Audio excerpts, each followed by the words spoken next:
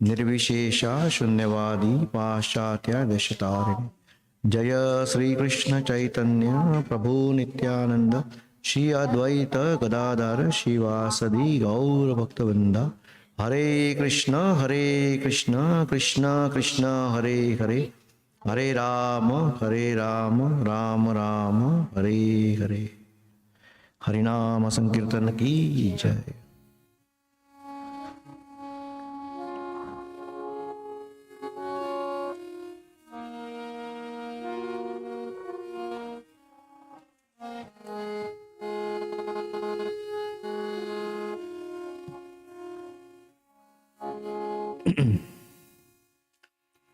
Hare Krishna Hare Krishna Krishna Krishna Hare Hare, Hare Ram Hare Ram Ram Ram Hare Hare, Hare Krishna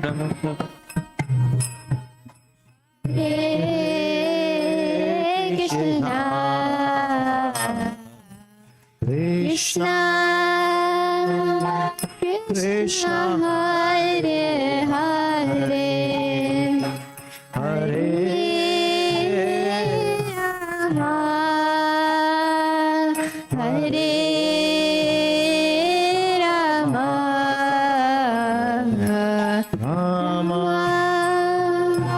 Ram Hare Hare, Hare Krishna Hare Krishna Krishna Krishna Hare Hare, Hare Ram Hare Ram Ram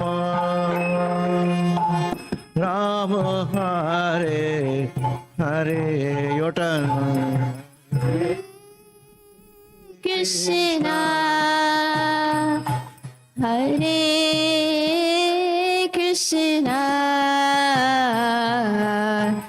Krishna Krishna Hare Hare, Hare Rama Hare Rama Rama Rama Hare Hare, Hare Krishna Hare Krishna Krishna Krishna Hare Hare, Hare Rama Hare Rama Rama Rama Hare Hare, Krishna Hare Krishna Krishna Krishna Hare Hare, Hare Rama Hare Rama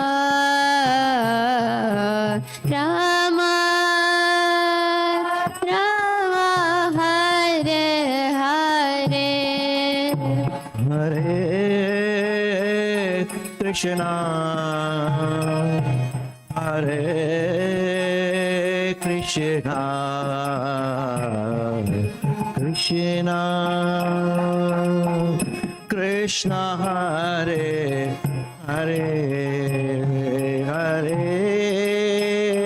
Rama, Hare Rama, Rama Rama, Hare Hare. Hare Krishna,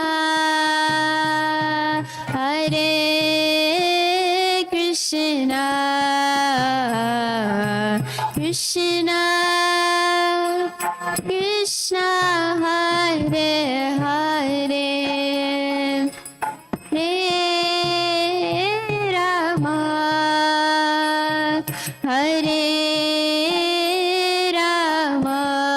Hare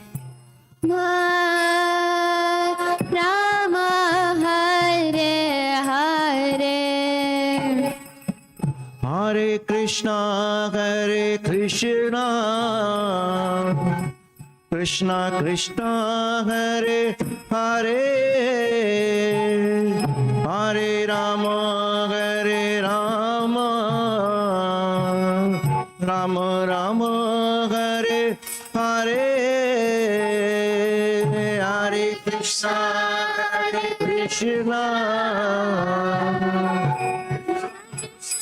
Hare Hare, Hare Rama, Hare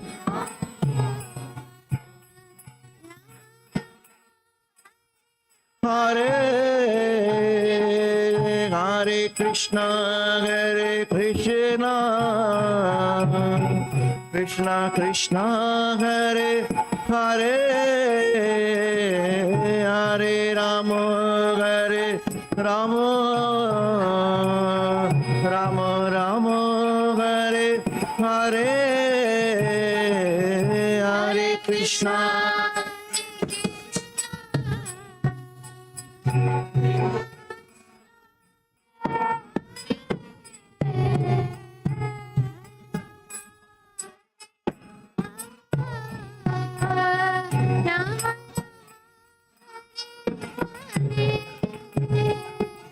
Hare Krishna, Krishna Krishna, Hare Hare,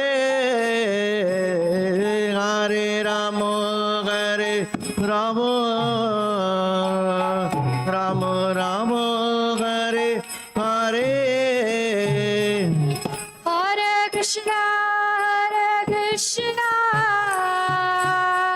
Krishna Krishna,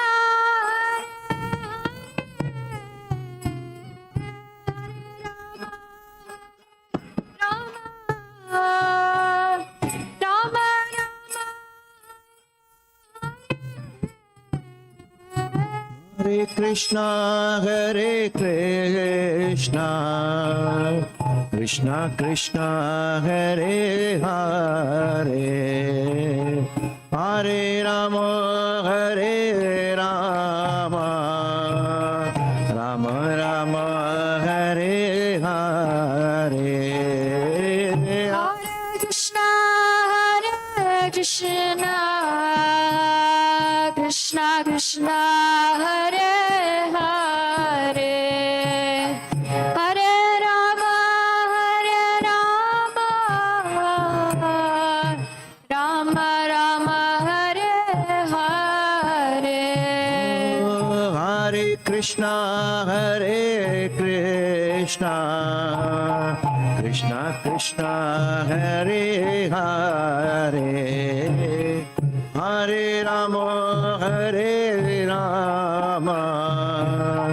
Rama Rama, Hare Hare,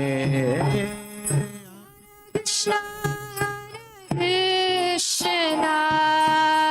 Krishna Krishna, Hare Hare, Hare Rama, Rama Rama, Hare Hare.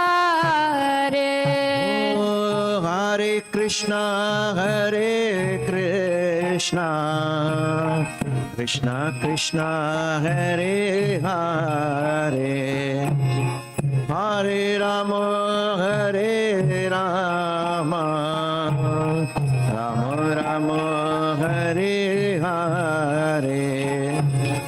Hare Krishna, Krishna Krishna, Hare Hare, Hare Rama, Rama Rama, Hare Hare. Hare Krishna, Hare Krishna,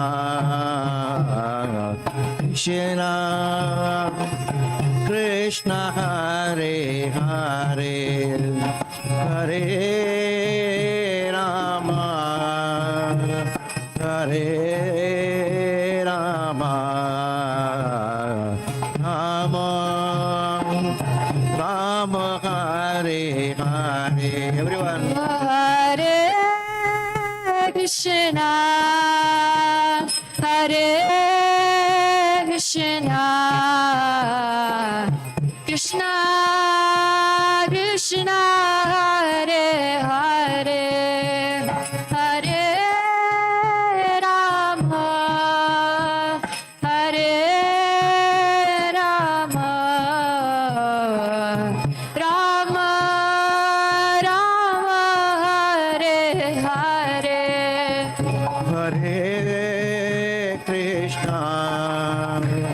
Hare Krishna, Krishna Krishna, Hare Hare, Hare Rama, Hare Rama, Rama Rama, Hare Hare. Hare Krishna, Hare Krishna, Krishna Krishna, Hare Hare, Hare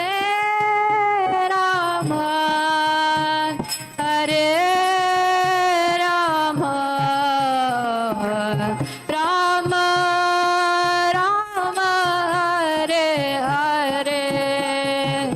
Hare Krishna, Hare Krishna, Krishna Krishna, Hare Hare, Hare Rama, Hare Rama, Rama Rama, Hare Hare. Hare Krishna, Hare Krishna, Krishna Krishna,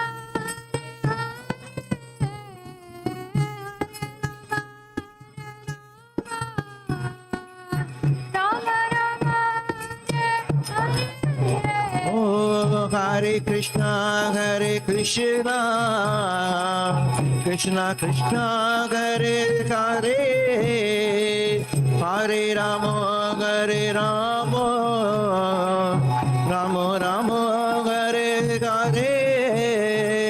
Hare Krishna, Hare Krishna, Krishna Krishna, Hare Hare, Hare Rama, Hare Rama,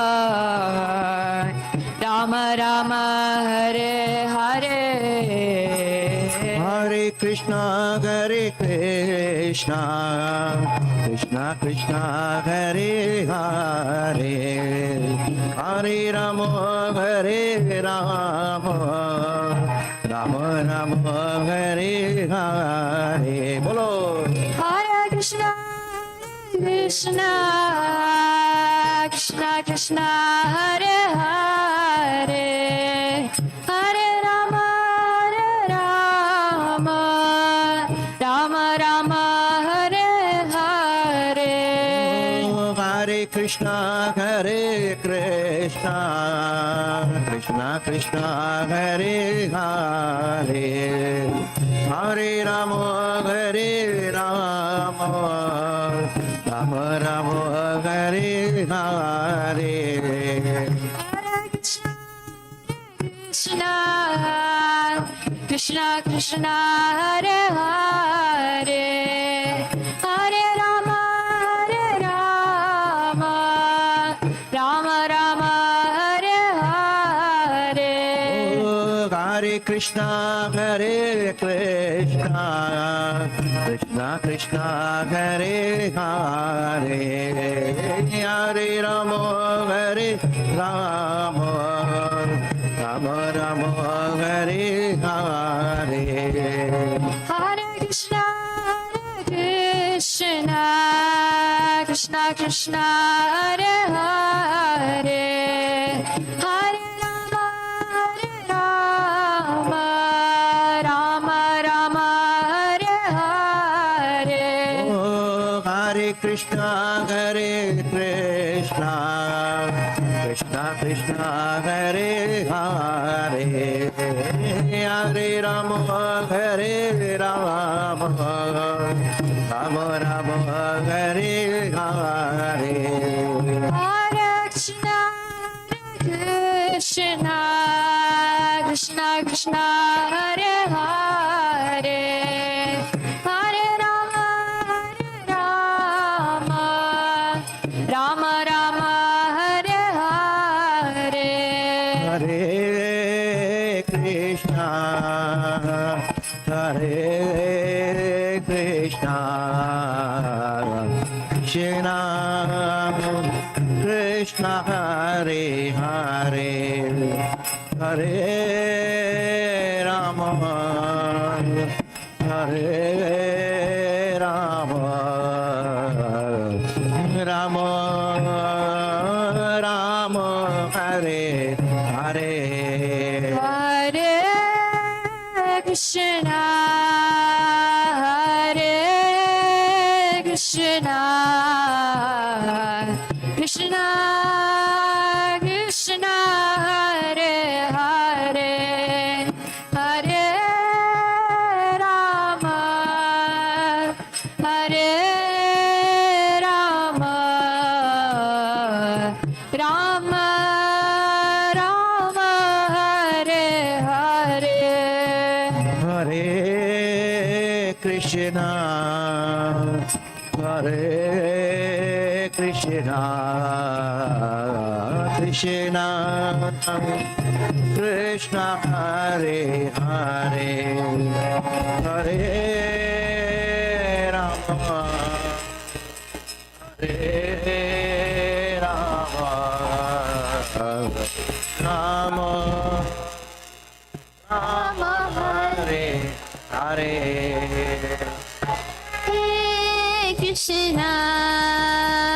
Hare Krishna, Krishna Krishna, Hare Hare, Hare Rama, Hare Rama, Rama Rama, Hare Hare. Hare Krishna, Hare Krishna, Krishna Krishna, Hare Hare, Hare Rama, Hare Rama, Rama Rama, Hare Hare. Everyone. Hare Krishna, Hare Krishna, Krishna Krishna, Hare Hare, Hare Rama, Hare Rama, Rama Rama, Hare Hare. Hare Krishna, Hare Krishna, Krishna Krishna, Hare Hare, Hare Rama, Hare Rama, Rama Rama, Hare Hare, Hare Krishna, Hare Krishna, Krishna Krishna, Hare Hare, Hare Rama, Hare Rama, Rama Rama, Hare Hare. Hare Krishna, Hare Krishna, Krishna Krishna, Hare Hare, Hare Rama, Hare Rama, Rama Rama, Hare Hare. Hare Krishna, Hare Krishna, Krishna Krishna, Hare Hare, Hare Rama, Hare Rama, Rama Rama, Hare Hare. Hare Krishna, Hare Krishna, Krishna Krishna, Hare Hare, Hare Rama, Hare Rama, Rama Rama, Hare Hare. Hare Krishna, Hare Krishna, Krishna Krishna, Hare Hare, Hare Rama, Hare Rama, Rama Rama, Hare Hare. Hare Krishna, Hare Krishna, Krishna Krishna, Hare Hare, Hare Rama, Hare Rama, Rama Rama, Hare Hare. Hare Krishna, Hare Krishna, Krishna Krishna, Hare Hare, Hare Rama, Hare Rama, Rama Rama, Hare Hare. Hare Krishna, Hare Krishna, Krishna Krishna, Hare Hare, Hare Rama, Hare Rama, Rama Rama, Hare Hare. Hare Krishna, Hare Krishna, Krishna Krishna, Hare Hare, Hare Rama, Hare Rama, Rama Rama, Hare Hare. Hare Krishna, Hare Krishna, Krishna Krishna, Hare Hare, Hare Rama, Hare Rama, Rama Rama, Hare Hare.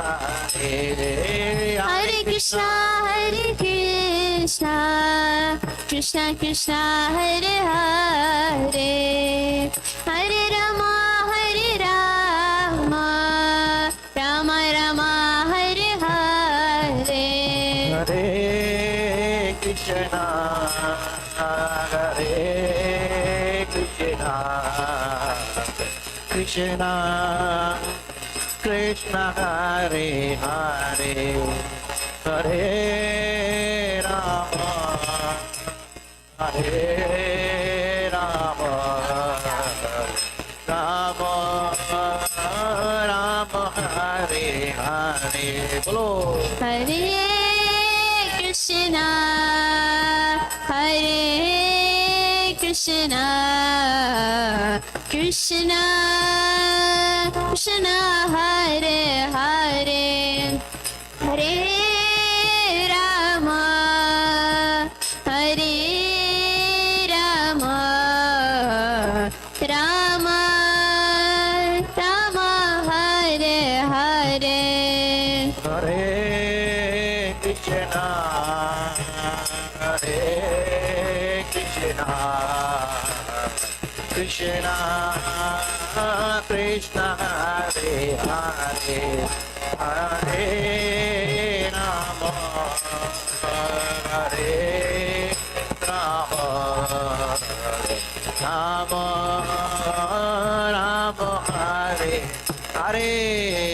Hare Krishna, Hare Krishna, Krishna Krishna Hare Hare Hare Rama Hare Rama Rama Rama Hare Hare Hare Krishna Krishna Krishna Hare Hare Hare Rama Rama Rama Hare Hare Hare Krishna Krishna Krishna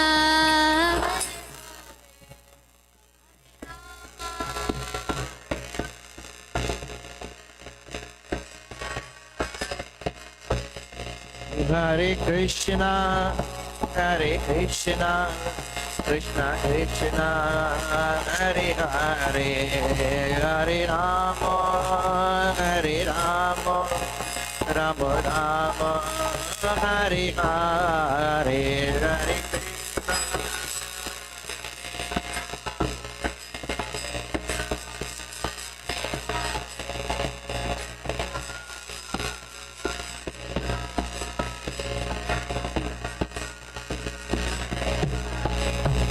Hare Krishna Hare Krishna Krishna Krishna Hare Hare Hare Rama Rama Rama Hare Hare Hare Krishna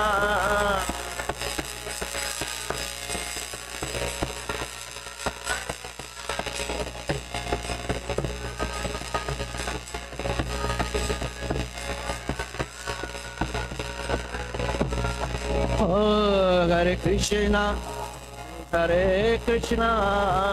Krishna Krishna Hare Hare Hare Rama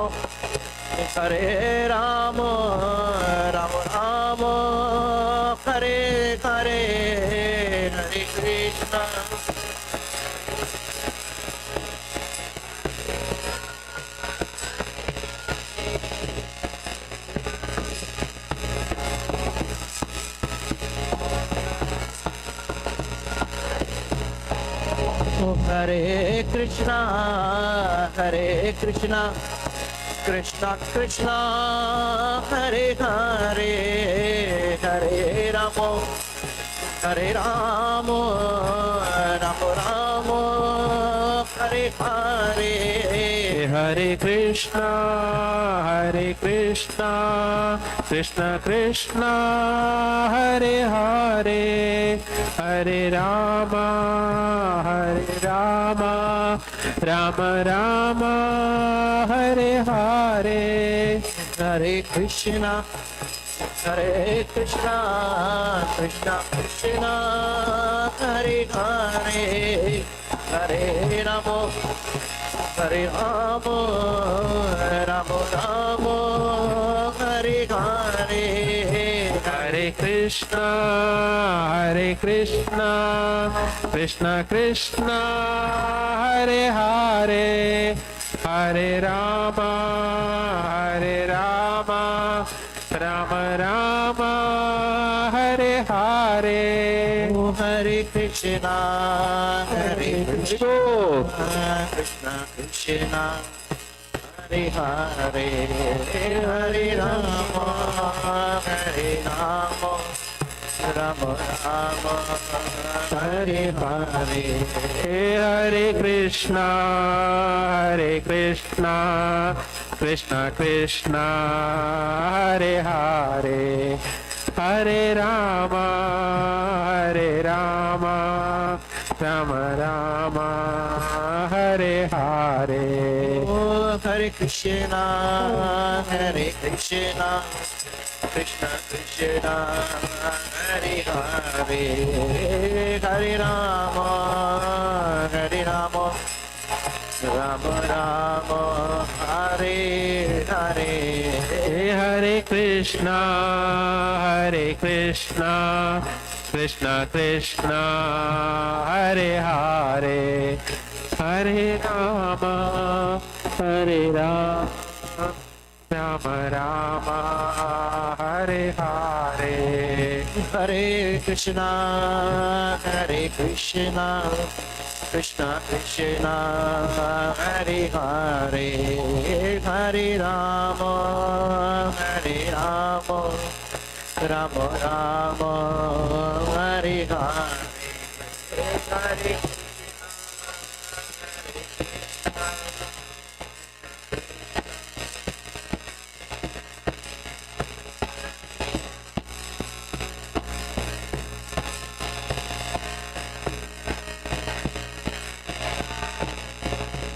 Haribol, Haribol, Haribol, Nitai Gaura, Haribol, Nitai Gaura, Haribol, Haribol, Haribol, Nitai Gaura, Haribol.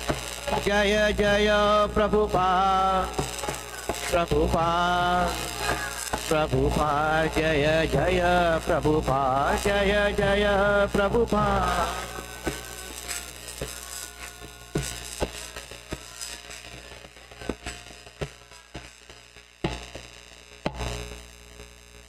I go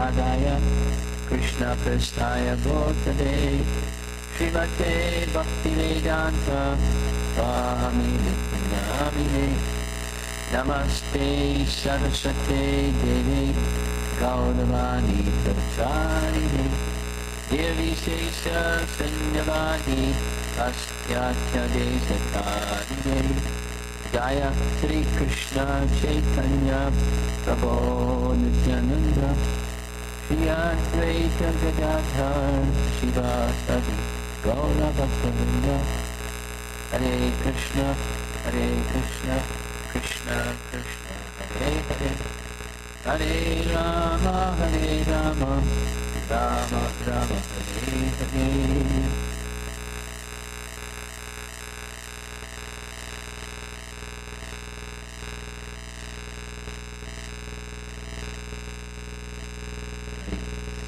Yesterday evening we speak something about again. Maybe you remember that when my grandbrothers were Liverpool, the editor of the BBC, spoke to them about it. Many years before COVID, sending us together.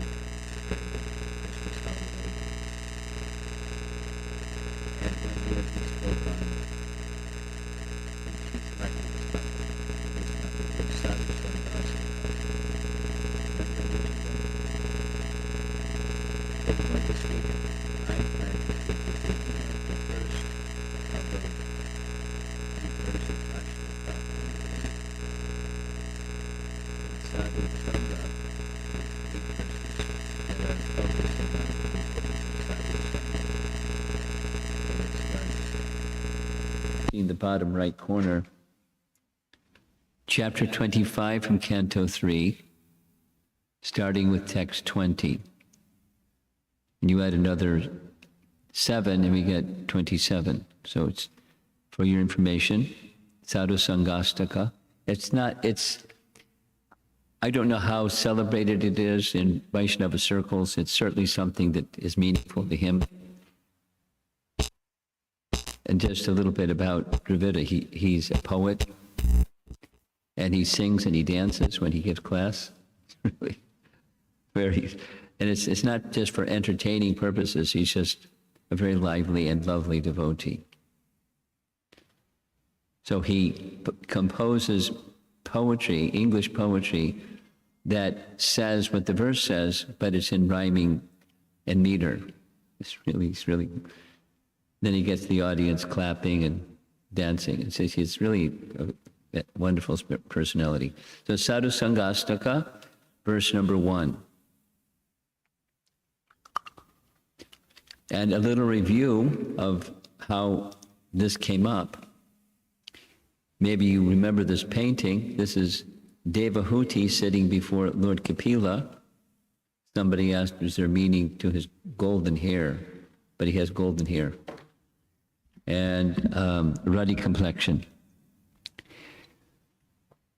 So at the very beginning of this chapter 25, she asked an important question. How can I get over the grief that I'm feeling from separation from my husband? We've been together for tens of thousands of years. So I've become a little attached, and he's gone. How do I deal with the fact that then on top of that, you're going to leave? How do I maintain my Krishna consciousness when you are no longer around and my husband's no longer around? And he gave a quick response. If you like, you can go. I did bring the Canto 3, chapter 25. So if you have a copy here in your house, Canto 3, chapter 25, he makes a short statement, then says a number of other things, and then goes into the expanding on that short statement. The short statement is, the path of liberation, it's devotional service to Krishna that comes from hearing, and the hearing is nourished by sadhu sangha. That's why we have temples and why we have gatherings and why we just read Bhagavatam together, and it's sadhu sangha. And so then she naturally wants to know how to practice it. So what's a sadhu? We'll be discussing this evening. What's a sadhu? What's the benefit of associating with a sadhu? And how to associate with a sadhu? What do you do? What does it mean? Here's a painting of Narada Muni giving his association to a number of sadhus, like saintly people, and he's discussing and they're asking questions and they're doing what sadhus do together. So Kapila's first instruction to Devahuti is that the path of liberation begins with association of sadhus.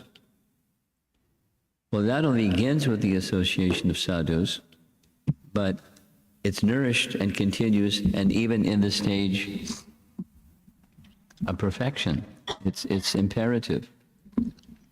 It's not optional. Another place, there's many places, we'll be discussing some of them. One other place where this is discussed is in Chaitanya Mahaprabhu's talks with Sanatana Goswami. There's going to be an image, something on the screen here with that conversation. Sanatana Goswami was the eldest of the 6 Goswamis of Vrindavan. Now, there's one person here, our friend from Mongolia. What's your name again?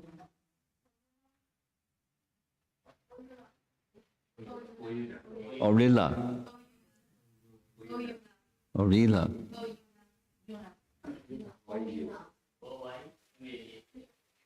L-A.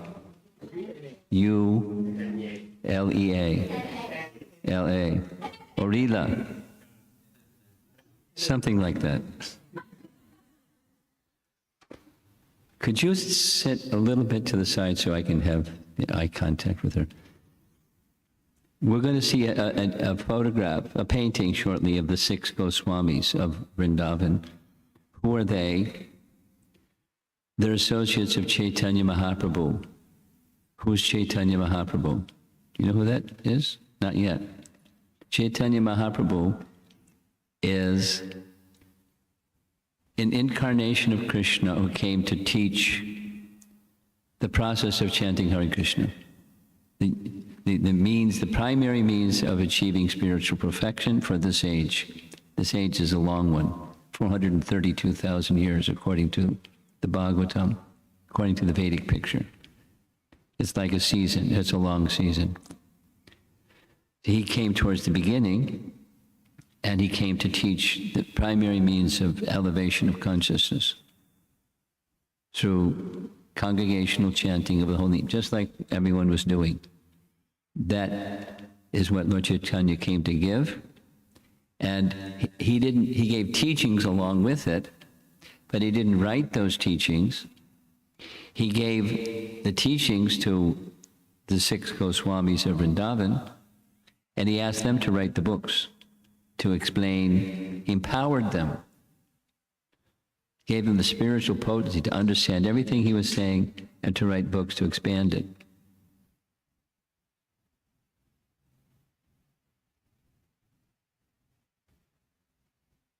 That was pretty good. You got a front row seat and everything. Okay. So one of those principal associates of Chaitanya Mahaprabhu, who he gave direct instructions to, were 6 very elevated saintly persons. The eldest of them was Sanatana Goswami. So Lord Chaitanya spent several months, 2 months, with Sanatana Goswami at a holy place in North India. And he was instructing him in the science of spiritual life. So in the course of his explaining, he started with something very interesting. The very interesting thing, a little bit more. Sanatana Goswami, before he was Sanatana Goswami, he was the prime minister under the government of one of the Mughal kings. He left. He had like aristocracy and wealth and power and everything that many people want, and he just left it to be with Lord Chaitanya. He just left it. And when he came to Lord Chaitanya, he said, people consider me to be intelligent. I speak several languages, I'm highly learned, and da-da-da-da-da. But I don't even know who I am. I'm such a fool. So could you please instruct me, who am I? And the path to realize that?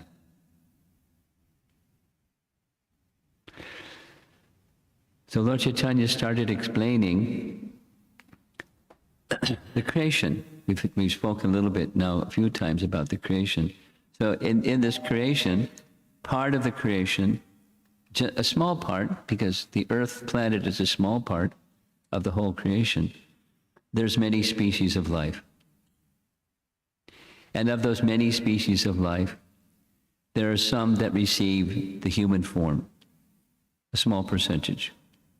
And of those that receive the human form of life, very small percentage of those are civilized. And then he gives a definition of what's civilized. They're seeking to know who they are, just like he was asking, who am I? And they're sincerely inquisitive. They want to know, who am I? And of those who ask the question, who am I? He's building like a little pyramid. and the little pyramid gets narrower as you go up, there's some that consult authorized scriptures to understand who they are. They're not just philosophers or poets or literary people. They read a lot and think a lot, and they really don't know. They're people that consult those that know. And then of those that know, so then he just keeps going. To get to the point where the topic is sadhu. He said, of those who are on the path of yoga, that means connecting with the Supreme. Yoga doesn't just mean asanas and hatha yoga. Yoga means connecting with the Supreme. Of those that are connecting with the Supreme, at the top of the pyramid of those connecting with the Supreme through yoga is bhakti. And then he explains, this is so, we're up the mountain quite a bit. To enter into bhakti, what's required is association of sadhus. Sadhus is one who live by sat. Sat means truth, with a capital T.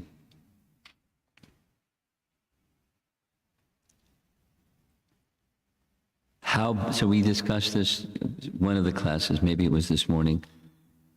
In order to enter into bhakti, one needs the association of bhaktas. Bhakti means someone who's, in their heart, they're carrying devotion to the Supreme. They have an idea what is the Supreme, and they have that as a trajectory of their life towards the Supreme through serving and know, by the means of serving, to know the Supreme. That's a sadhu. So he gives verses and verses that says that's how bhakti begins. Then he goes on and says, even in the stage of perfection, sadhu sangha is essential. It's imperative. Strong. Very strong. So that's our topic. It's the discussion with Kapila Dev to his mother Devahuti. And the starting point is the path of liberation begins with the association of sadhus. So that's something that he said very early in chapter 25, and now it's going to expand to the first of the Sadhu Sangha Astaka, the 8 verses that are explaining it further. And here it is. This is our verse for this evening. Let's say it together, once or twice, or responsively. Prasangam arjaram pasham atmana kavayo vidu saeva sadhushu krito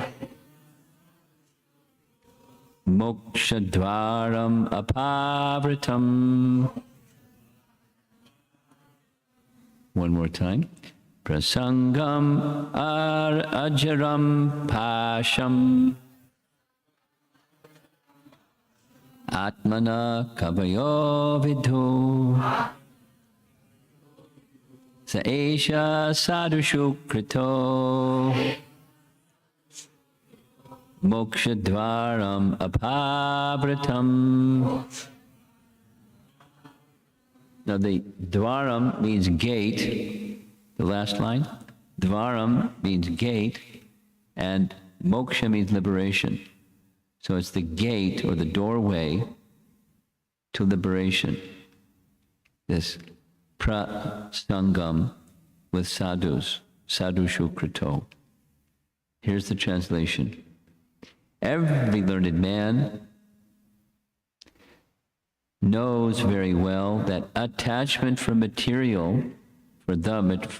material is the greatest entanglement of the spirit soul. But that same attachment, when applied to the self-realized devotees, that's the sadhus, self-realized devotees, opens the door of liberation. Shortly, we're going to see another verse that says almost the same thing, it's just the Sanskrit is different. And it's spoken by King Rishabh Dev. If you remember yesterday evening, there's a list of certain type of avatars, and in that list was Rishabdev, and I asked, people didn't seem to know who was Rishabdev. But if you look in the Bhagavatam, Canto 5, Chapter 5, you'll find Rishabdev in 6 and 7. There's some details. So he was an incarnation of a certain category, and he gave teachings. And the teachings he gave were to his sons. And his eldest of his many sons was Bharata Maharaj, who later became the king after his father retired from being the king and did what his father did. Bharat Maharaj became the king. And further, the planet was renamed. Bharat Maharaj was such a prominent king that they renamed, the people on the planet, renamed the planet after him. I'm just guessing, where you live is known as Avery Ranch, right? It's probably, Mr. something Avery owned a ranch. And he was such a dude that they named the place after him, Avery Ranch. Something like that. So they named the planet after Bharat Maharaj. He was such a prominent person. And his father, Rishabdev, giving instructions to his son, knowing that he was going to turn over the kingdom, he gave it almost the same language, different language, the same message. And we'll see that verse this evening.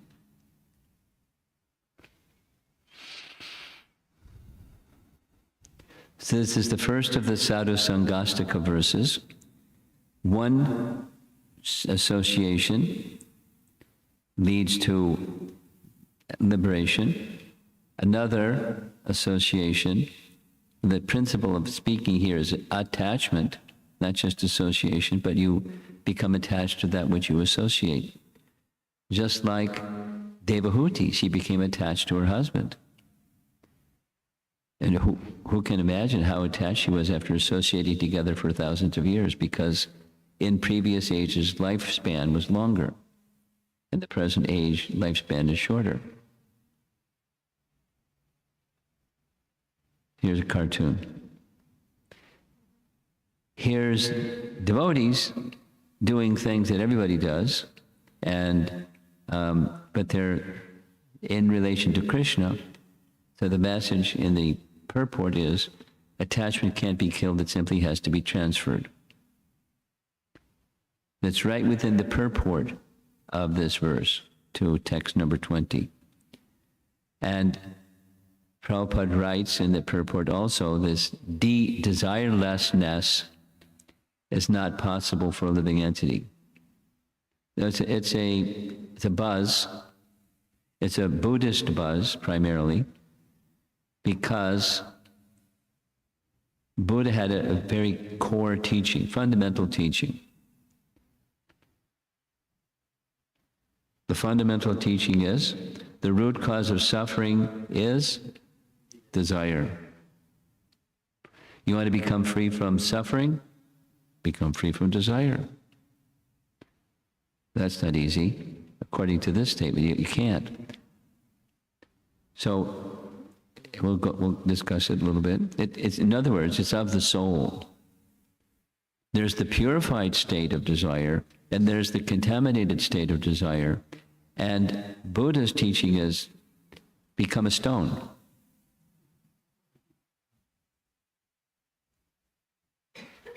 Or let's say, the process of becoming desireless is keeping it simple. There's teachings, of course, but it's two things primarily. One thing is live a life of goodness. That's the incubation chamber for desirelessness. Compassion, nonviolence, truthfulness, simplicity, mode of goodness. From the Bhagavad Gita language, mode of goodness. Live a life in mode of goodness.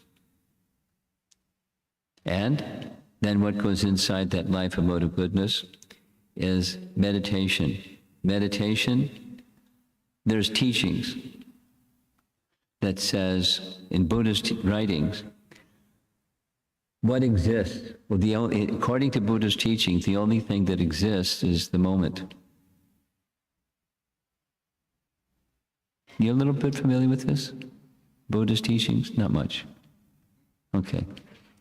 I'm planning, I prepared a seminar one day I'm going to give it. It's like the 301 Krishna consciousness, but it's from Jiva Goswami's writings from the Sandarbhas, for those of you who are interested someday.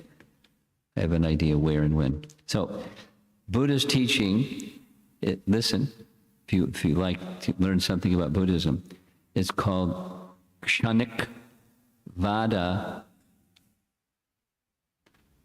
Kshanak, what does Kshanak mean?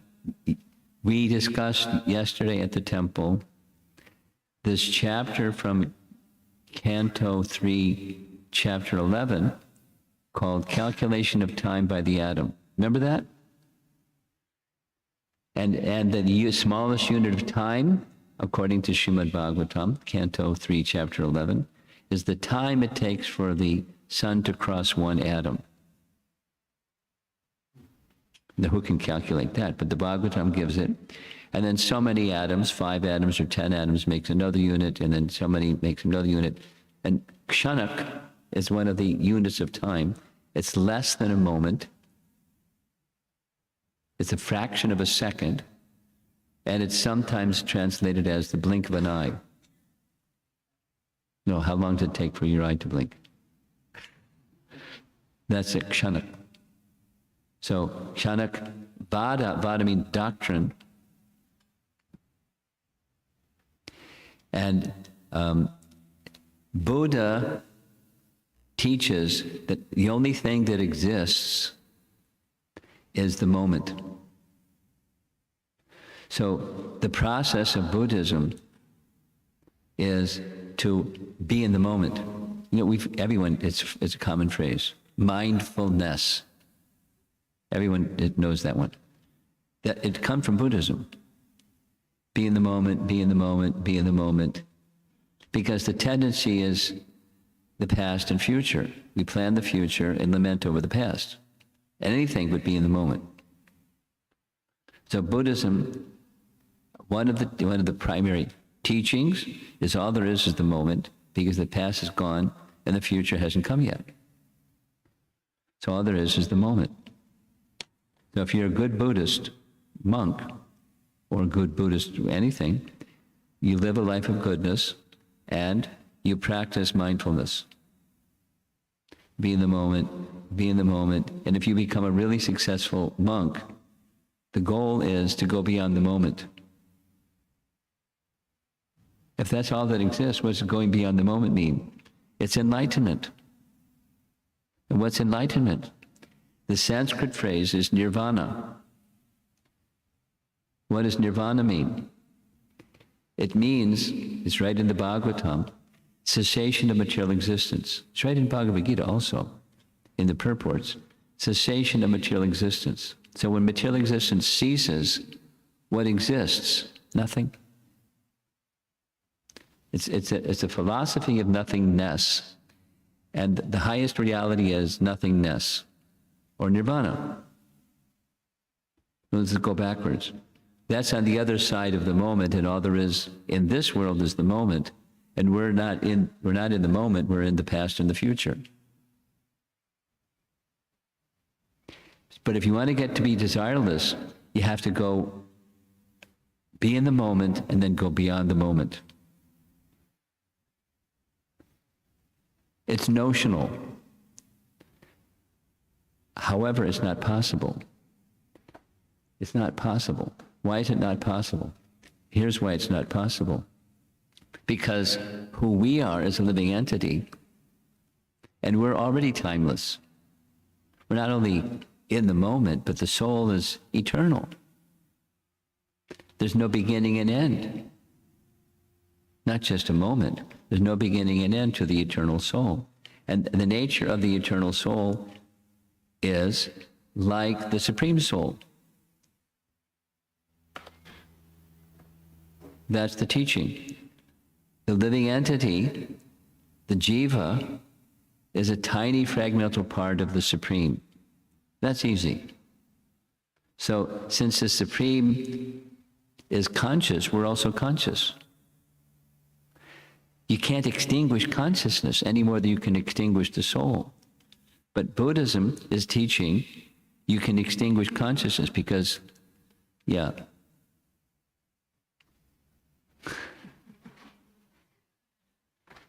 The doctrine in Buddhism is that consciousness is the moment.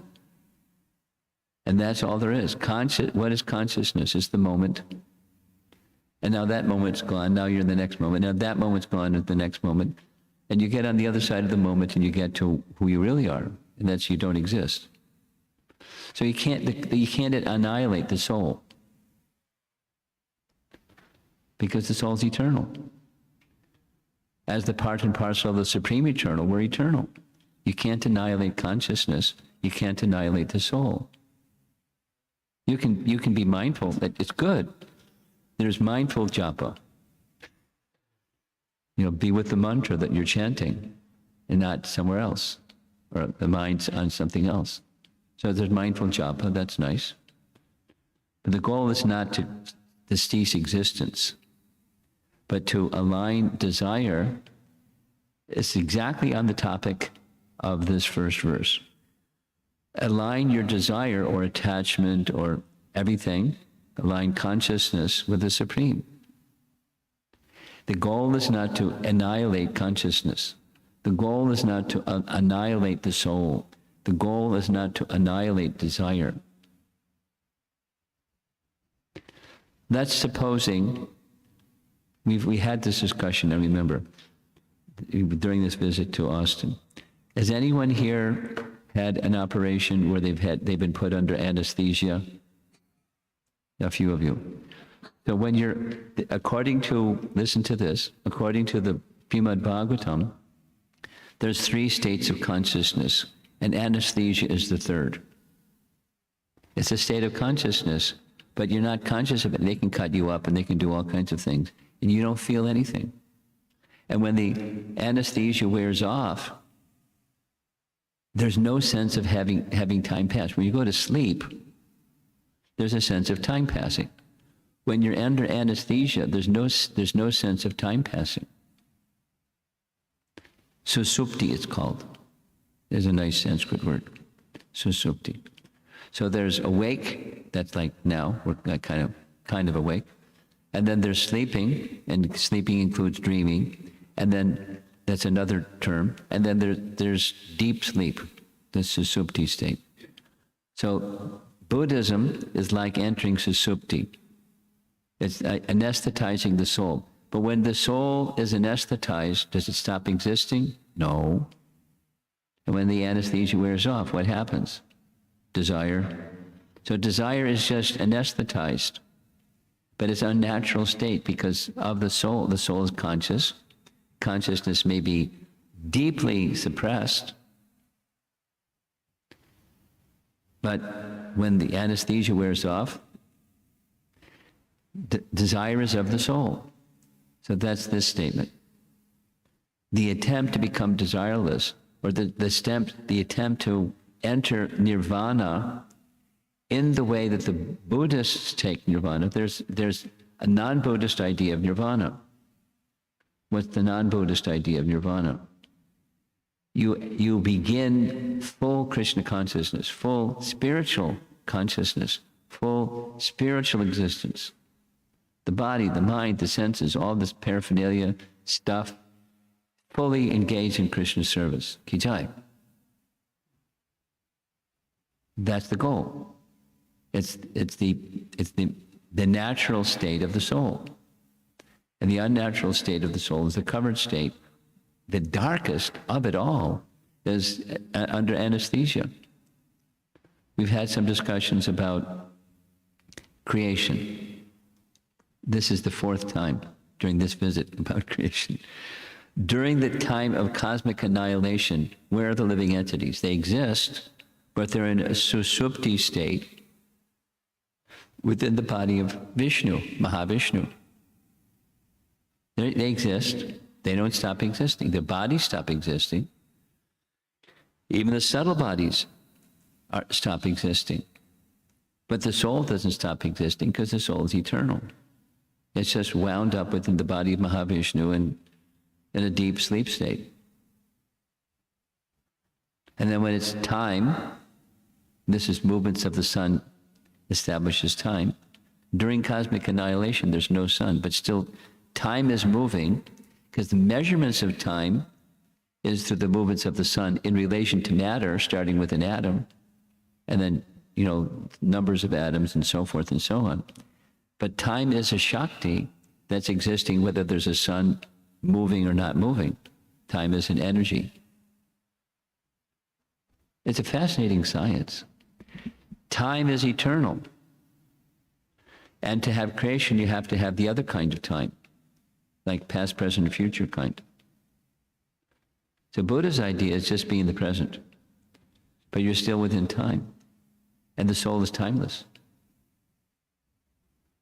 So the goal of bhakti, the goal of sadhu sangha, is to come to timelessness, not desirelessness, but where you're existing in eternal time with the eternal supreme as the eternal soul, engaged in eternal activities.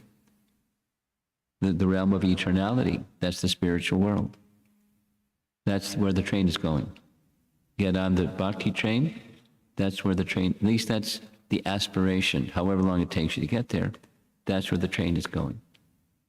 And it begins through association of those that are carrying bhakti.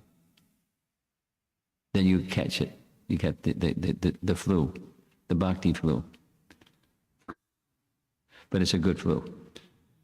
It's the nature of the soul, engaging in service to the Supreme and hearing about Him and remembering Him, etc. So desirelessness is not possible. A living entity, by constitution, has the propensity to be attached to something. That's on the soul platform.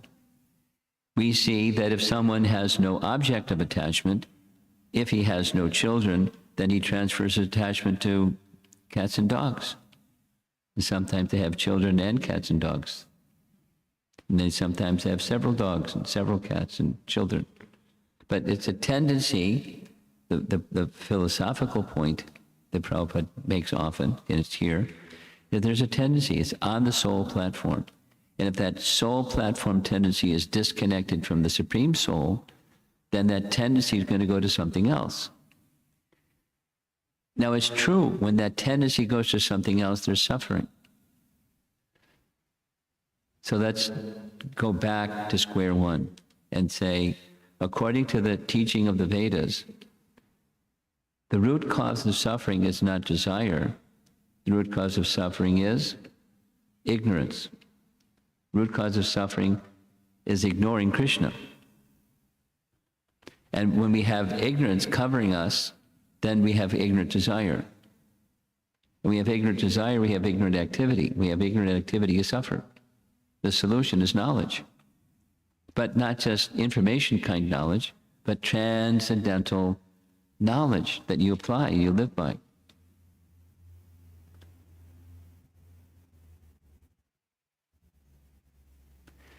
So this is a transcendental knowledge item.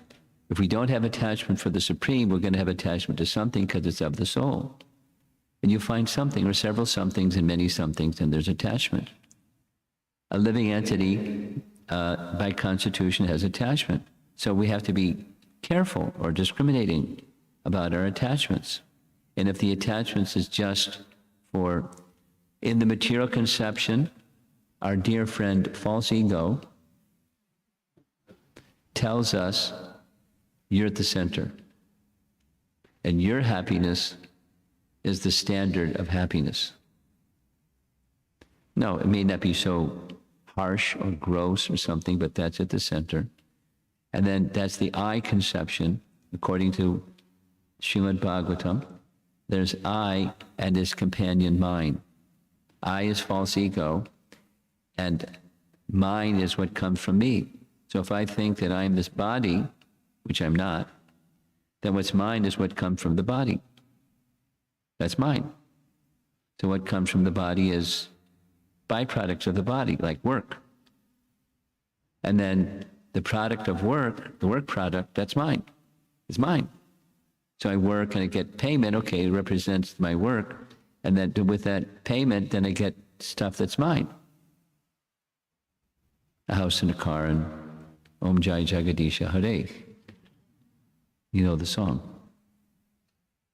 You don't know the song. There's a song that's a conventional song that many people sing where they're asking for, stuff. And they're praying to God for stuff. Om Jaya, Jaya means victory.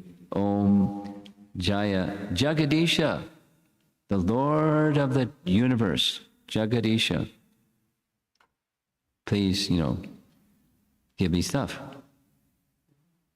And it's a song that some groups of people like to sing. It's in Sanskrit, it's very melodious, and it's part of their ritual.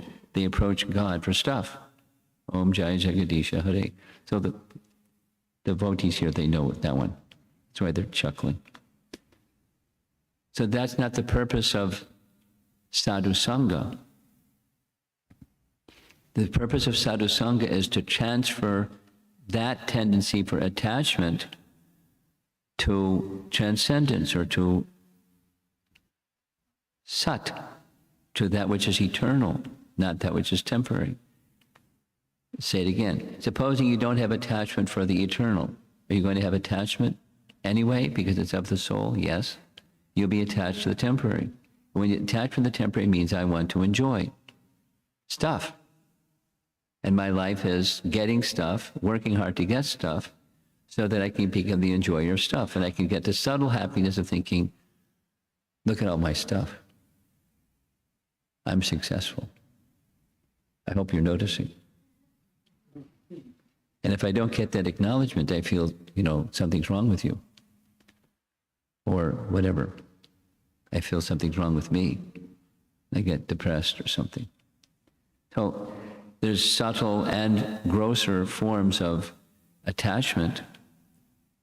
Sadhu sangha means to transfer that attachment tendency to transcendence. The painting that's shown here, this is the second meeting of Sanatana Goswami with Chaitanya Mahaprabhu. And because of time, I'm not going to tell the whole story, but it's a nice story. I was thinking like this. I have presentations like this for the whole Sadhu Sangastaka. And by the time I come to visit Austin again, I don't know when that is, but maybe by that time you'll be in chapter 25 of Canto 3.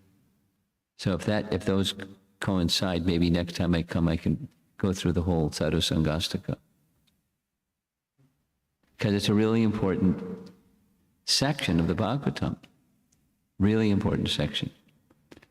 Okay, so now this is what the association of sadhu is important.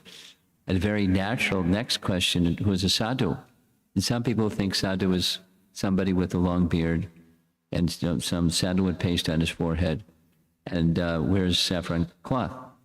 That's a sadhu. That's not what a sadhu is. What a sadhu is someone, according to 3:25:20, someone who unflinchingly engages in devotional service. A devotee is a sadhu. An unflinching devotional service devotee is a sadhu. And they have unflinching faith, because that which helps keep them unflinchingly engaged in devotional services, unflinching faith. Now these terms are found elsewhere in the scriptures, but that detail I'm not doing this evening. And they follow the previous persons who showed by their example how devotional service is to be done. So the painting on the right side, that's Srila Prabhupada speaking from the scripture, and the top part of the painting is he's teaching Bhagavad Gita. The painting is Krishna speaking to Arjuna in Bhagavad Gita. And such a person like Srila Prabhupada is a true sadhu because they only speak Krishna's message. And speaking Krishna's message isn't so complicated. In fact, Prabhupada speaks about it being like a postal peon.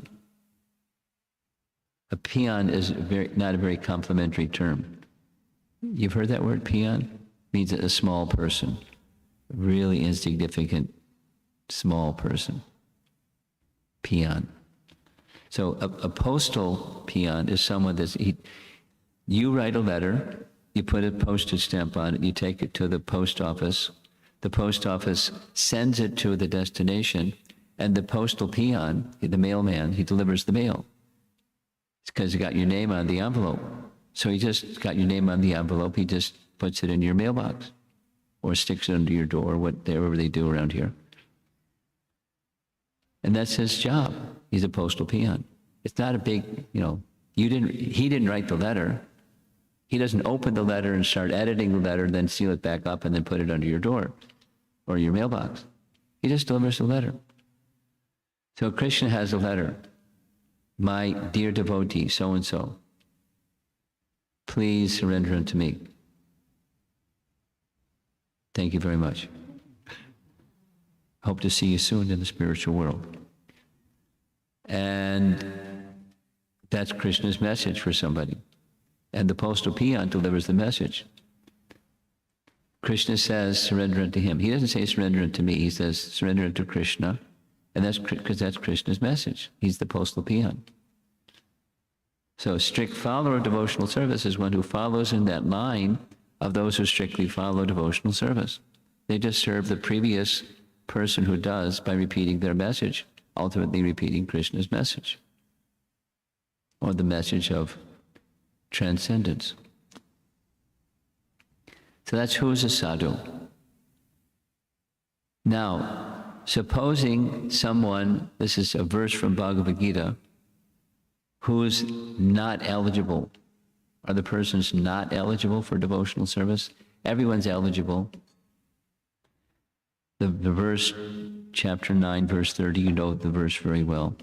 Api chet sudaracharo. Api chet means even if. And achar means behavior. And dur achar means bad behavior. And dur achar means very bad behavior. The painting is a painting of a hunter whose profession not only was killing animals with his bow and arrow, but he delighted in half killing the animals because he liked to watch them flapping as they were painfully suffering. His name was Magari. This is a nice story. In the painting, there's Narada Muni who sees these animals all over the place, half dead, flapping. And he sees who is the person doing this. So he approaches Magari and said, my dear Magari, this is not good. If your profession is killing animals, don't half kill them. Kill them completely. You're a sadhu. Why would you say something like that? He said, because they experience so much pain. Pain? I never thought that they experienced pain. He said, yes, not only they experience pain, but as you're causing them pain, you'll have to experience the same pain. Well, what do I do? Because my father taught me how to do this. And he derived lots of pleasure, so I learned to derive pleasure from half killing animals. If they're getting so much pain, what should I do? Well, stop killing. Well, if I stop killing, how will I maintain my family? That's how I maintain my family. He said, don't worry, I'll take care of it. If you have faith in me, break your bow. He looked at his bow, looked at Narada, looked at his bow, looked at Narada. He broke his bow. He had such faith. And Narada rescued him. The other painting shown on the right side is later, so Narada said, you live in this little cottage with your wife, place a tulsi tree by the side of the cottage, and just chant the holy name. And I'll see to it that all your needs are met. Magari trusted him. And that's what happened. People heard this wild man hunter that lived in the forest, half killing animals, has become a sadhu. Let's go visit him. And when you visit a sadhu, you bring something. So they brought this and that, and he was able to maintain his family just by becoming a sadhu. He was really surprised. So sometime later, Nar decided to go visit his disciple, Magari. And as you see in the painting, he brought with him a friend. And his friend, Angira Rishi, if I remember correctly, they saw the Magari from a distance. You see the painting way in the back, there's the cottage. By the side of the cottage, there's a tulsi plant. And, hey, Magari, and he saw them, and he came running, but he stopped because there were some ants on the path. So he took his upper garment off and started brushing the ants to the side because he didn't want to step on ants. The same man that was half killing animals as his profession now doesn't want to harm an ant. So Angira Rishi said, wow, Narada, you're powerful. You're a real sadhu. Because you can take a ruffian like this person and bring them, how they can become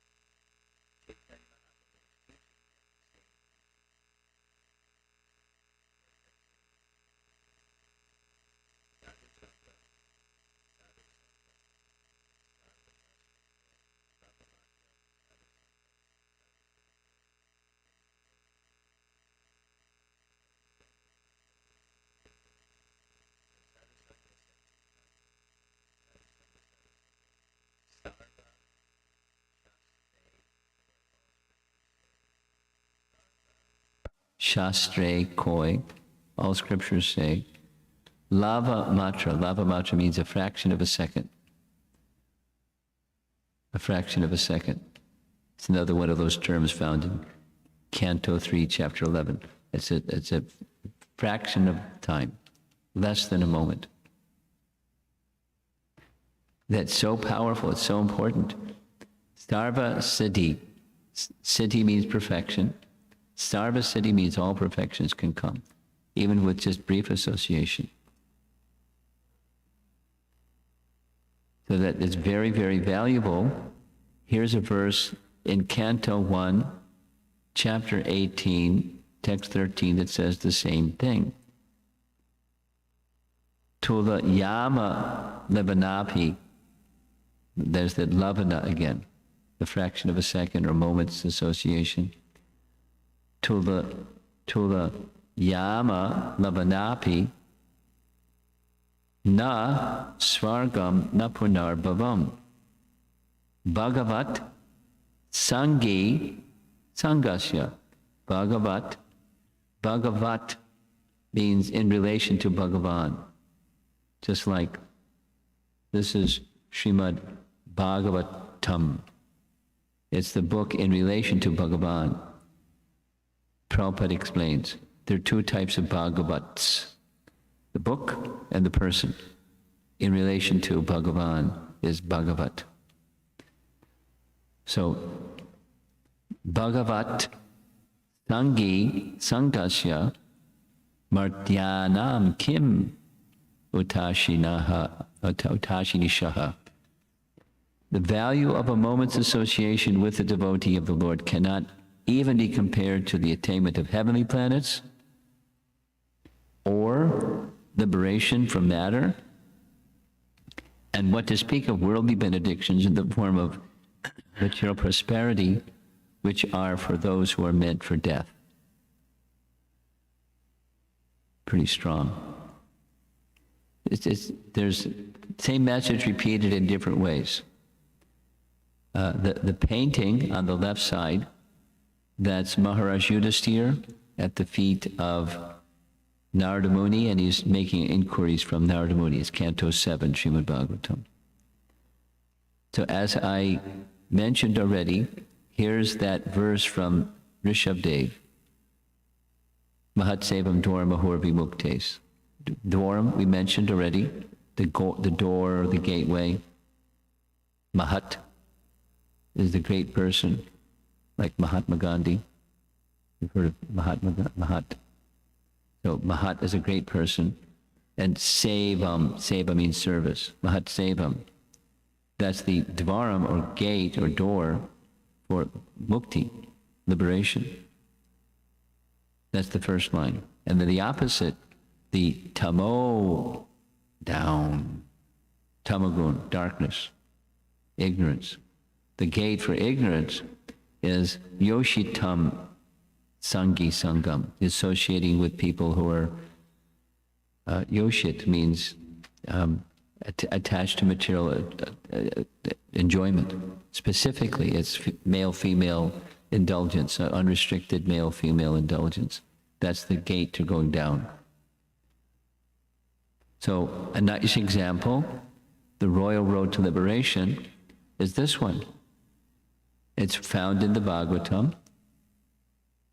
It's Narada Muni describing to his disciple Vyasadeva about his previous life. Now, those of you that you've already completed Canto 2, so you know this story because it's in Canto 1. In Canto 1, Narada tells his story to Vyas, that in my previous life, I was a nobody. I didn't know who my father was, and my mother was a maid servant that looked after an inn or a dharmshala or a place where people go when they're on pilgrimage. And when the 4 months of the rainy season came, these 5 men, sadhus, they came to stay, so I got the opportunity to serve them. And he was offering their meal and washing their clothes and doing this and that little menial thing the little boy can do for sadhus. And in that course of that association, he became elevated. They heard their talks. He was very gentle. And they showed compassion upon him, so they gave him extra teachings, aside from their own discussions amongst themselves. They gave him a process of meditation. And after the rainy season, they left. And after the rainy season, when they left, his mother died. She died of a poisonous snake bite. So he's the little boy, all alone. Now no mother as well as no father. But he didn't become discouraged. He understood somehow this is an arrangement of the Supreme, and he left and went traveling here and there, doing his meditation in his previous life, little boy. And as he got a little bit older, one day in his meditation, Lord Vishnu appeared. And then suddenly he disappeared. He was startled. And the voice spoke to this little boy, saying, I normally don't show myself unless one is fully qualified. You're not there yet, but I decided to show myself so that for the rest of your life, you please continue, and at the end of this life, you'll become perfect. That was a powerful experience. So he continued, and at the end of his life, he became Narada Muni. Narada tells this story to his disciple. So that's the benefit of Mahatma. One becomes, in consciousness, one becomes elevated. And then there's the royal road to hell. So remember what it says? Tamo dwaram yoshitam sangi sang. Some similar Sanskrit, but the wrong association. It's the path to hell. And here's the path to hell. The bad association leads to bad desires, leads to bad activities, leads to the royal road to hell. So better to associate with sadhus. And what do the sadhus give when they give association? Well, this is the 6 Goswamis. I promised you would see a nice picture. Here they are, at least a painting of them. And in the middle is Sanatan and his brother Rupa. You'll hear those names again and again. Rupa and Sanatan, chief amongst those 6 Goswamis. And if one associates with a sadhu, the sadhu will teach him by example and by their words how to become a devotee.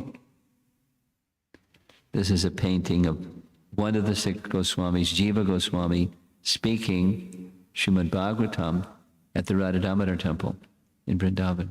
You recognize it? Have you been there? Have you been to the Radha Damodar? Yes, you. No? Well, now when you go there, you'll recognize, because there's steps lead up to the altar, and there's this marble courtyard area, and there's Jiva Goswami, because he resided at the Radha Damodar temple, and speaking Srimad Bhagavatam to some nice devotees. So a gift, one of the gifts of a devotee is they teach how to become a devotee. They teach how to become a sincere servitor.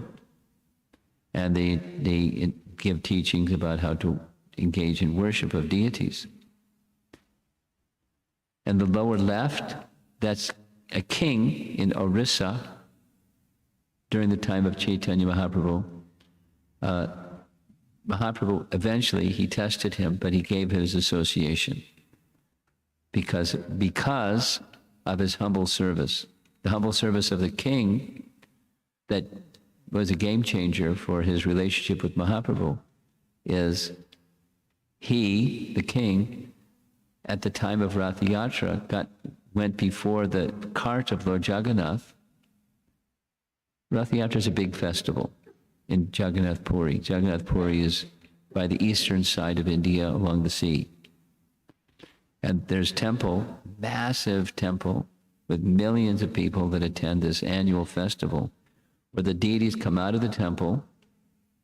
They're placed on 3 carts, because there's 3 deities. And then there's a procession where they pull the cart with ropes and sing and dance and have a nice festival as they take the deity for a stroll or a ride on a cart. So that's the word Rath means cart. Yatra means festival. So during this Rath Yatra festival, the deity from the temple came out of the temple, and the king was sweeping the street with a broom. Very humble. And when Lord Chaitanya saw that, his heart changed. I want to give my mercy to this king. He's such a humble servant of Lord Jagannath. Jagannath is the name of the deity. Jagannath. So a sadhu teaches one how to become a sincere servitor, a devotee, and a worshipper. So that's who is a sadhu, the gifts of a sadhu. Now concluding, how to associate with a sadhu. This is a painting of Bhaktisiddhanta Saraswati Thakur, pictured in the back, wearing saffron. And he's giving teachings. That's one of the things the sadhus do. And one of the persons in the front, towards the lower right side of the painting, that's Prabhupada in his college days. And it's a nice story. Most of the devotees know the story. The very first time they met, before even he continued with his Bhagavad Gita class, Bhaktisiddhanta instructed him, "You're English speaking, you should go to the western parts of the world, English speaking parts of the world, and teach this message to people in the English speaking parts of the world." When it came to discussion, Prabhupada said, people outside of India are not going to respect India because India is under British rule. So first, get freedom from British rule, and then take the message, because then people will respect messages from India, because we're now free from British rule. And Bhakti, he said, Prabhupada explained, Bhakti Siddhanta responded for 20 minutes, explaining, had nothing to do with time and circumstance. This message is transcendental. Do it now. And he, a very lengthy, scripturally strong, powerful message. And Prabhupada accepted defeat. Although at that time he was a Gandhi follower. And Gandhi followers were, that was like their slogan, freedom from the subjugation of the British. Stop British rule. And follow Bhagavad Gita. So how to associate with the Bhagavad Gita? And the main is, hear their instructions. And when you hear their instructions, then you're supposed to do something. You try to understand them, and when you understand them, then you practice them. Here's a painting of Lord Chaitanya giving instructions by the side of the Ganges. These instructions are not meant to improve our material condition. These instructions are not meant to improve our material condition. Your material condition may improve, that's nice, but it's not the purpose. These instructions are for understanding how to cut the knot of contamination, of material attraction. I mean, remember back at the very, very beginning, we're going to be attached to something. So transfer attachment from the temporary to the eternal. Cut the knot of the temporary and elevate ourselves in devotional service. And here's the last slide. This is Lord Chaitanya giving his association to Haridas Thakur, very humble, Haridas Thakur holding his beads. And Lord Chaitanya gave his mercy to Haridas Thakur. And similarly, if we approach sadhus, this sadhu sangha is this is the first verse of that group of 8. It's the path to liberation. And we should seek it. And then so it says, how do you tell who's a sadhu? What's the gifts of the sadhu? How do you take that association from a sadhu? And then we'll continue next time I come with verse number 21, if I remember. But somebody will, I'm sure, will remind me. Can you talk over verse 821? Okay. Any discussion?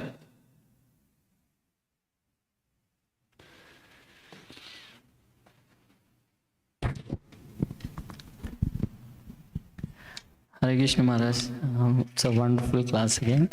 So when you are explaining Mrugari, at my workplace, I remembered one of my manager, she tells in the meeting that, do you know, many people get my face in their dreams. So I am such a notorious. And she is chuckling. So now she is the form of Mrugari, I felt. Now she's what? Like, I felt like she is a form of Mrugari. Oh.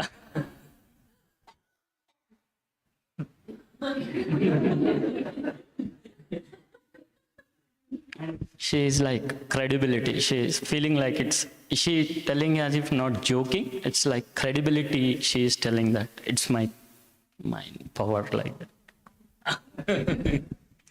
Yes, that's what I want to share. Okay. Interesting connection, Magari and your supervisor.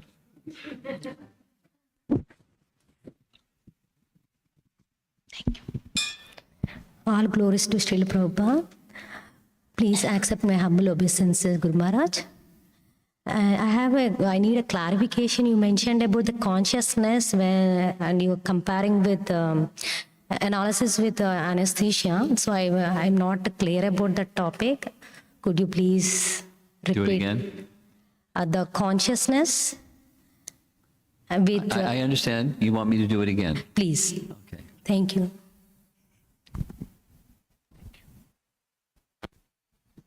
There's two parallel things. One is Buddha's teaching about what consciousness is. And over here is the Vedic concept of what consciousness is.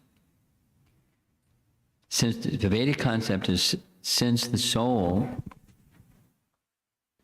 is eternal, consciousness is also eternal. It's of the soul.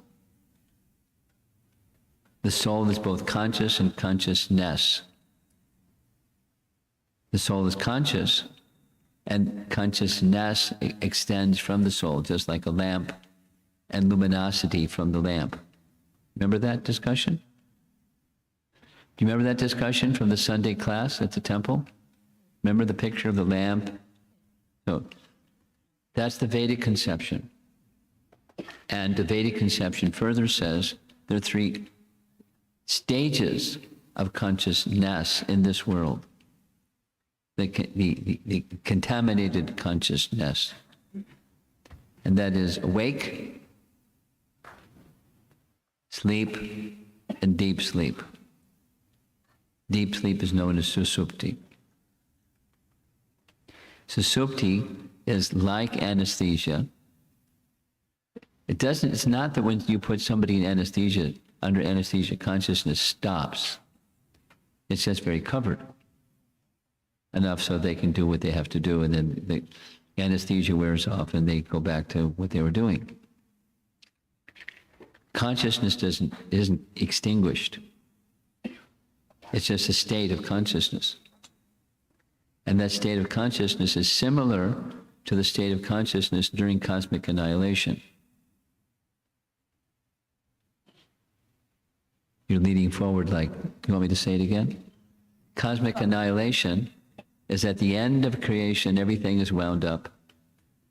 The whole, all the universes, not just this one, finished. The grosser manifestations finished. Even the mind, intelligence, false ego manifestation finished. It's all wound back up into the unmanifest state. Prakriti is eternal, but it sometimes manifests, sometimes not. So in the unmanifest state, what happens to the eternal living entities? According to the Vedic picture, they're withdrawn into the body of Mahavishnu. And the state of consciousness is susupti. So anesthesia, cosmic annihilation, and Buddhism.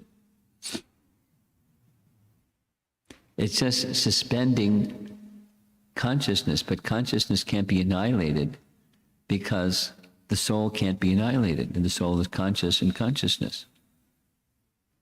So what is it then? It's suspending consciousness. That's all. Like anesthesia, it's not active. But the souls don't stop existing.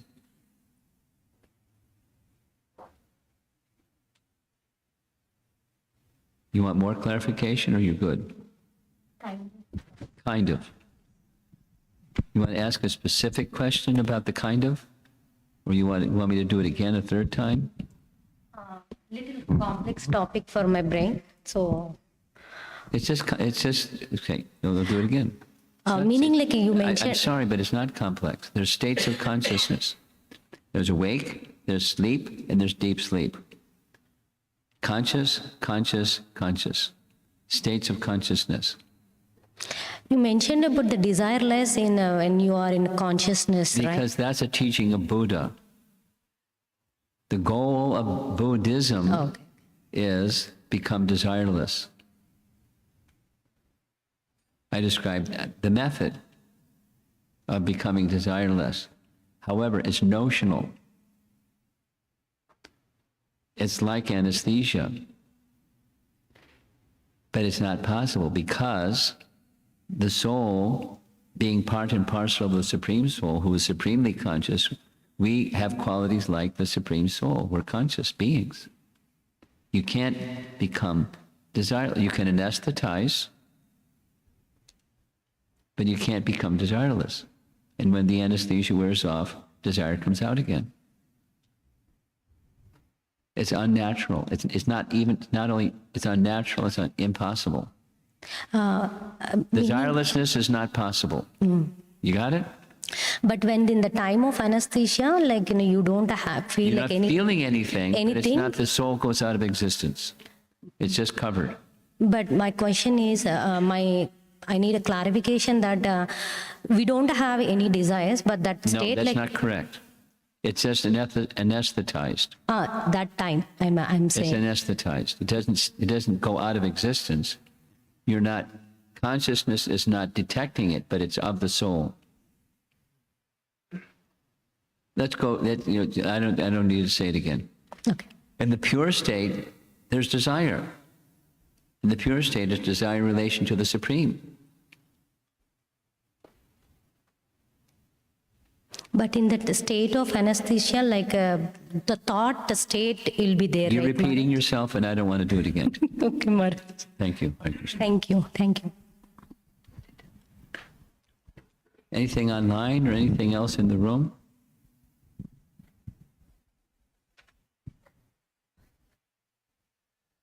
In the way in the back, way in the back.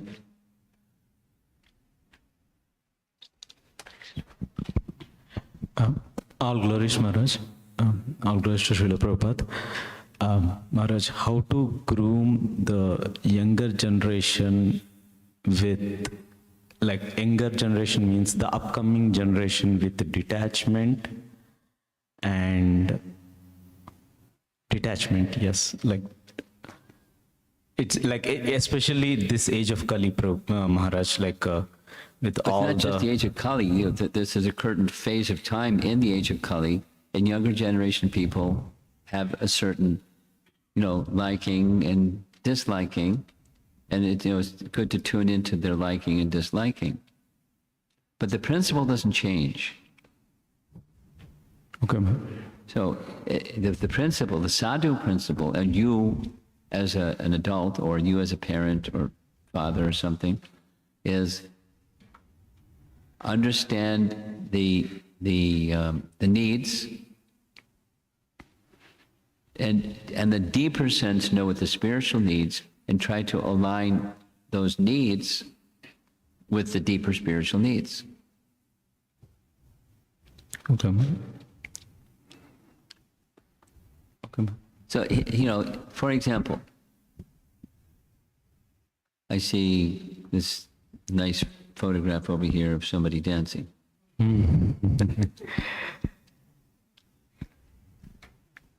So dance. And I know she also likes singing. So sing. So connect the needs and the psychophysical nature thing with, let's do it for Krishna. That was that little cartoon at the very beginning, the second slide. So now there's subtler features too. Like, for example, younger generation people, they want to make their own decisions. It's like, authority, they're allergic to authority. It's a tendency, it changes, but currently that's, so it's an art to understand how to help find out what the interest of that young person is, and to, within some boundaries, there's some boundaries, there's some lines you don't cross, but within the boundaries, then find out what the nature of interest is and provide resources for that according to the interest.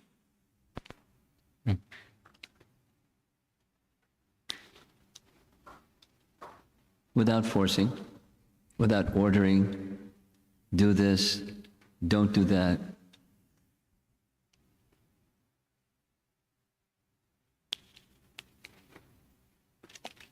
It's the art of parenting, it's the art of teaching, it's the art of loving, the art of living. Yes. Have relationships with people that you want to understand what's important to them, what do they like, and how to, as much as they're inclined, without pushing it or forcing it, or demanding it or vibing it. I'm not going to be nice to you if you don't do what I want.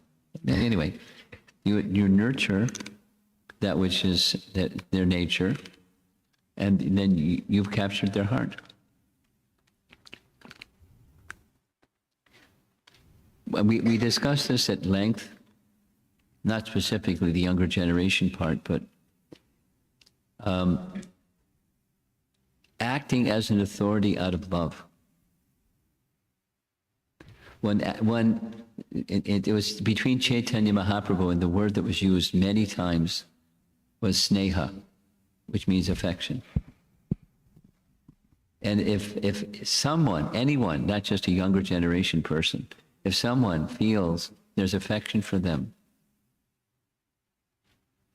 they're more likely to want to go in a wholesome direction as some indication from that person who has affection for them than if they're being, directed, go in that direction. Then it's not coming from a place of affection. It's one of the, but it's not just a present generation, younger generation. Something that Prabhupada taught. I'll say it shortly, and I think we'll end. What Prabhupada taught is for children, this is a parenting topic. And I don't want to go off on the parenting topic because it goes on forever. When a child is small, up to the age of 5, as long as they're not hurting themselves or other children, let them do. Now, the boundary is they don't hurt themselves or other children. Let them do. At the age of 5, then discipline begins. Then Prabhupada was explaining very clearly, discipline must be based upon a loving relationship. That is to say, if the child understands from the teacher or the parent or the adult that there's love, they'll be happy to follow. And if it's just strict, they may follow. But when the authority person is not around, they're going to, in defiance, do anyways, or because they're curious or something. But it's protection of the child to have a loving relationship with the child. And then Prabhupada explains, when the child reaches teenage, then the relationship changes from authority that's guiding through affection and love to you become a friend. You sit at the table, and you're not at the opposite sides of the table. You're on the same side of the table looking out at the world, saying, what do you see? Like friends would do with a friend. You're the senior friend, that hasn't changed, but it's friendship.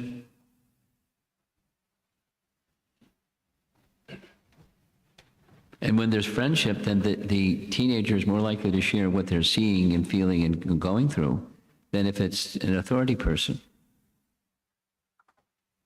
That's not a guarantee, but it's more likely between a friend and a friend. So you just dial the relationship in a different way. You're a friend.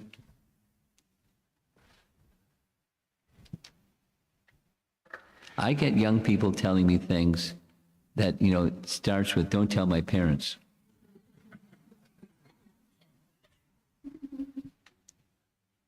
But, I'm older than their parents. But because there's a relationship where I treat them in a way that to treat them with dignity and respect, they're ready to share. And when they're ready to share, it means something. They're ready to receive at least a pointer, but with a pointer is not, don't do that, do this. It's not micromanaging that young person. It's, oh, really? And then what happened? And then what did you feel? And then what did you say? And then what did you do? What did you consider as options for you when that happened? What do you think is the best? Just by the method of asking questions, you can help guide them to make wise decisions.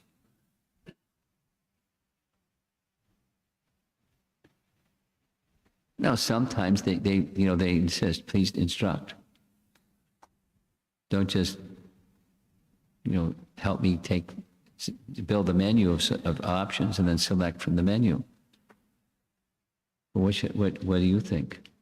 When, you know, when that signal is clear, then you can indicate what you think, but don't mandate. I don't, at least. It's rare, on occasion. When I understand it's really what they want, and they can do it. There's not going to be resentment later, but very sparingly. That's a big topic. I'm not going to go with it anymore. Thank you very much, Srila Prabhupada Ki. Jai. Gurma, there are 3 questions online. Oh.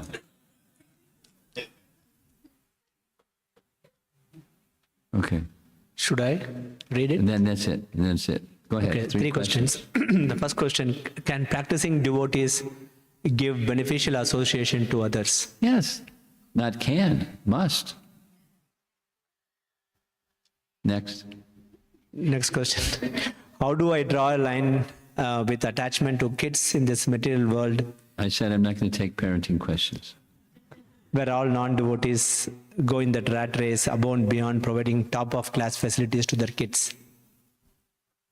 Be a good example. Smile. Be accepting of, you know, at least the temporary. And if you're exemplary and not judgmental, you're more likely to attract such a person to bhakti. You're more likely to attract bees by honey than by vinegar. That's my answer.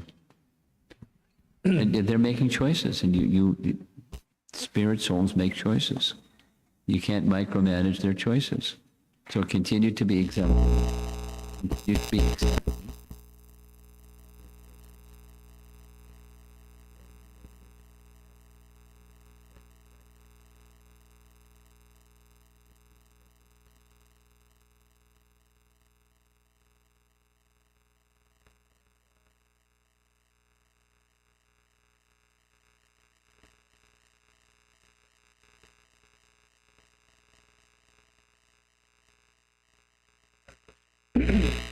Yes, practicing sadhus, when do we stop caring for material needs? Does this happen for those people? They stop caring for material needs.